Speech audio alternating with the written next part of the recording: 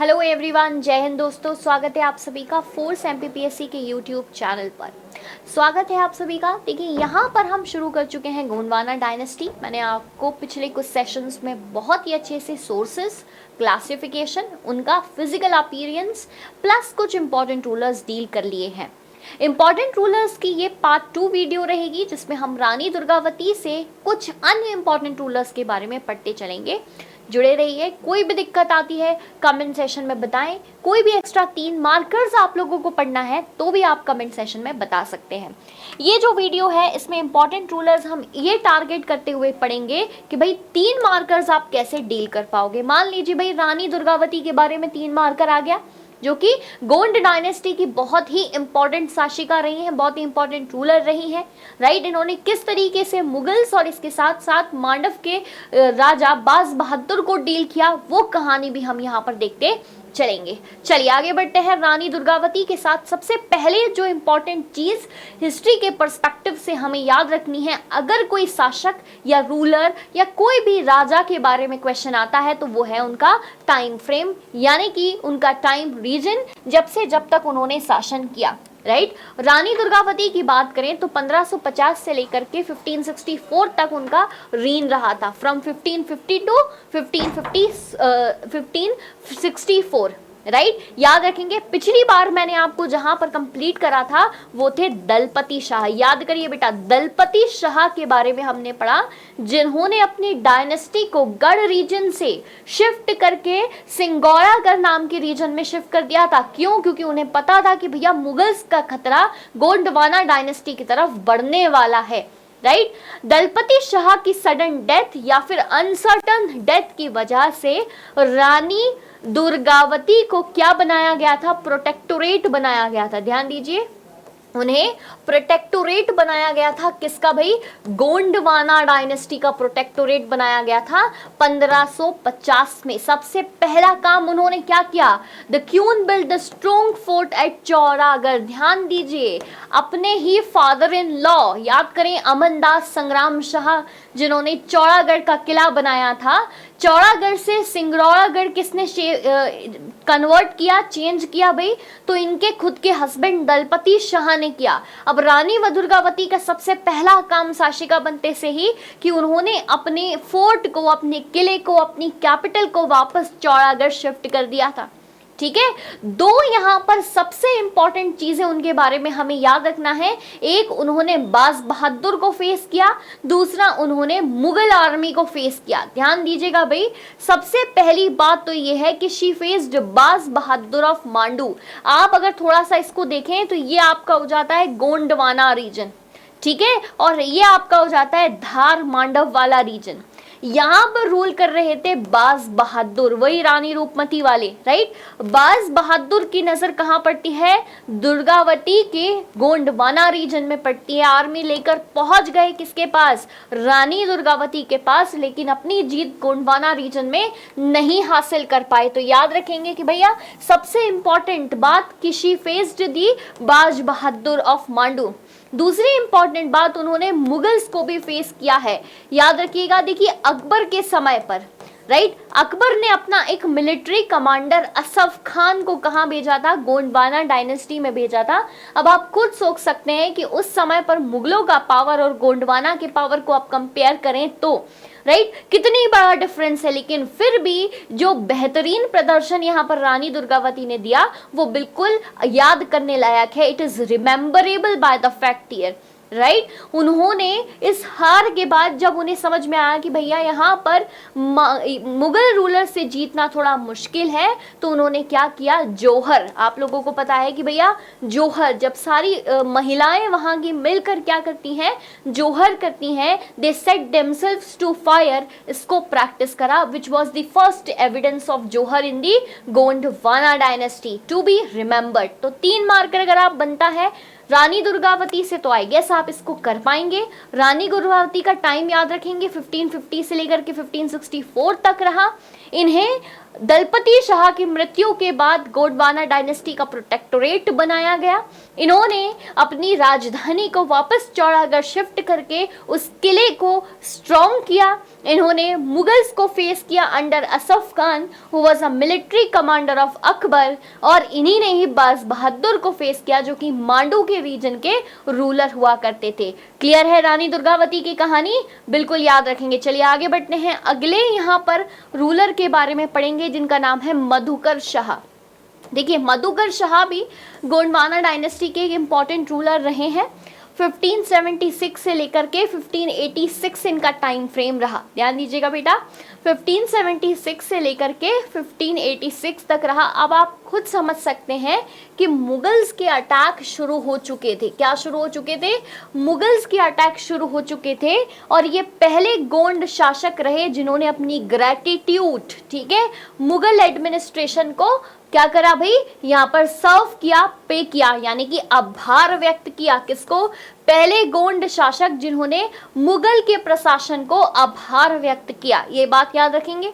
आगे इसके बाद माधव वाजपेयी नाम के प्रीस्ट इन्होंने अपॉइंट किए, और ये पहली बार था जब हमने गोंड डायनेस्टी की सुजरैनिटी का भी उल्लेख पढ़ा है, यानी कि इसके आधिपत्य का भी उल्लेख पढ़ा है। ठीक है, जैसे दमोह का रीजन हो गया, ठीक, ऐसे कई सारे रीजन्स थे आसपास के, जैसे कि गढ़मंडला का रीजन, दमोह का रीजन, सतना का रीजन, है ना, बैतूल का रीजन, छिंदवाड़ा का रीजन, जिन्होंने इनके आधिपत्य को अपना लिया। तो पहली बार गोंडों के आधिपत्य के बारे में हमने कहाँ पढ़ा?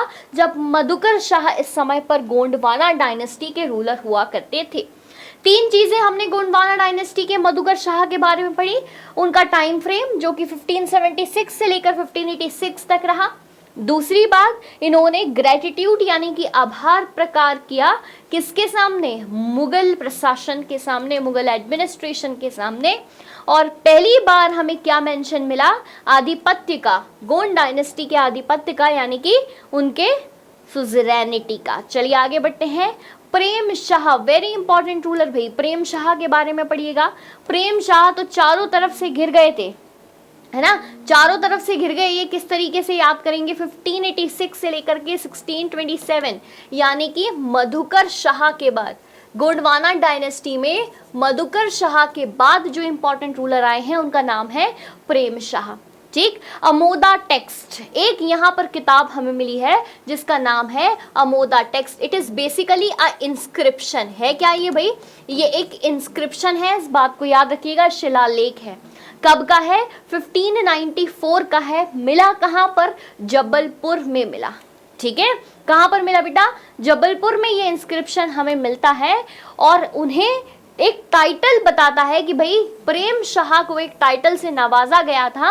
वो टाइटल क्या है? महाराजा अधिराजा। याद रखिएगा प्रेम शाह का टाइम फ्रेम 1586 से लेकर के 1627। इस समय पर एक अमोदा टेक्स्ट मिलता है जबलपुर में जो ये बताता है कि भैया प्रेम शाह को एक टाइटल से नवाजा गया था, वो था महाराजा अधिराजा। इस पॉइंट को याद रखेंगे।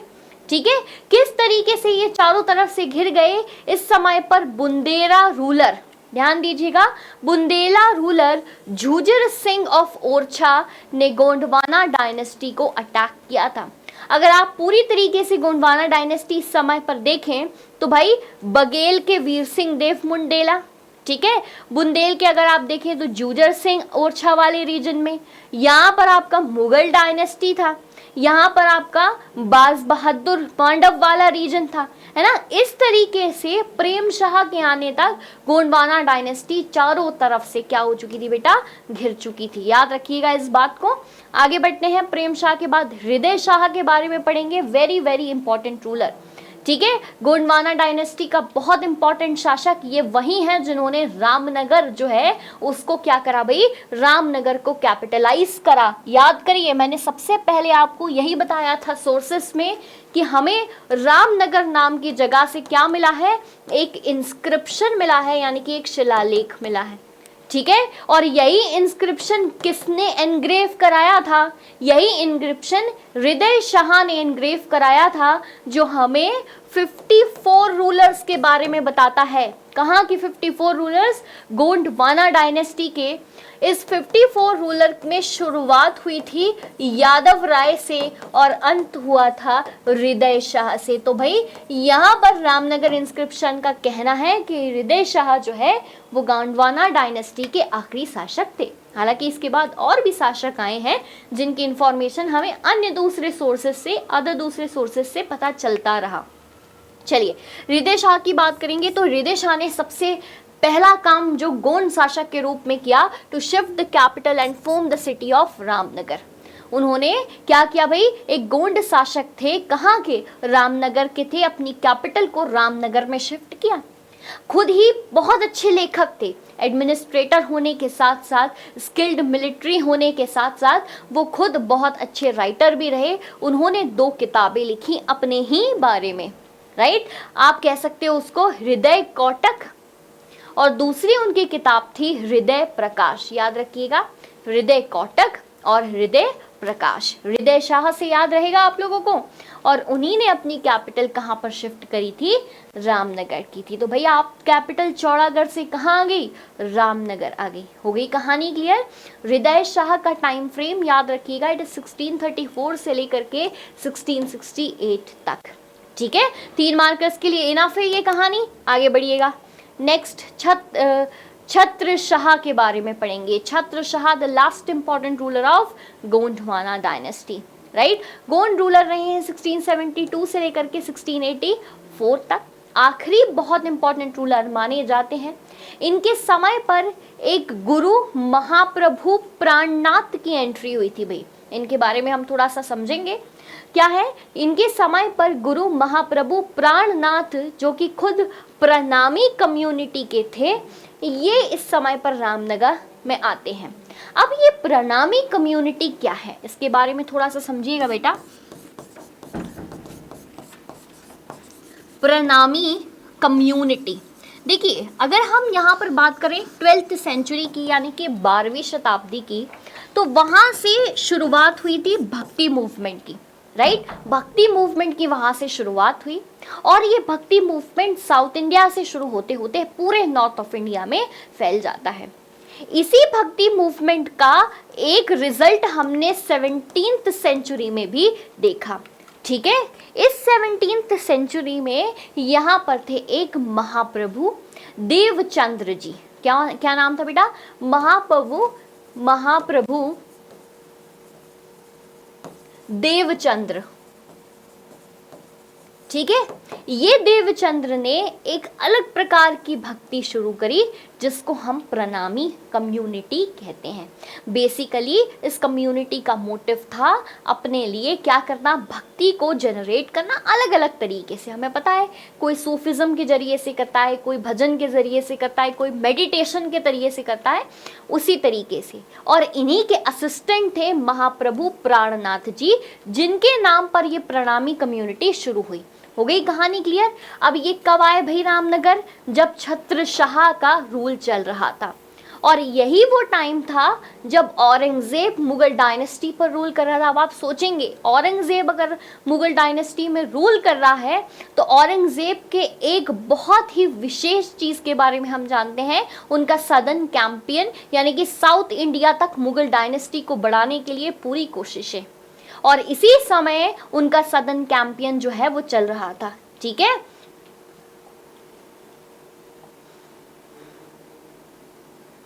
ठीक, तो यहीं पर हमने कहानी शुरू करी थी। थोड़ा सा मिस हो गया बीच में, कोई बात नहीं, वापस पहुंच जाते हैं छत्र शाह पर।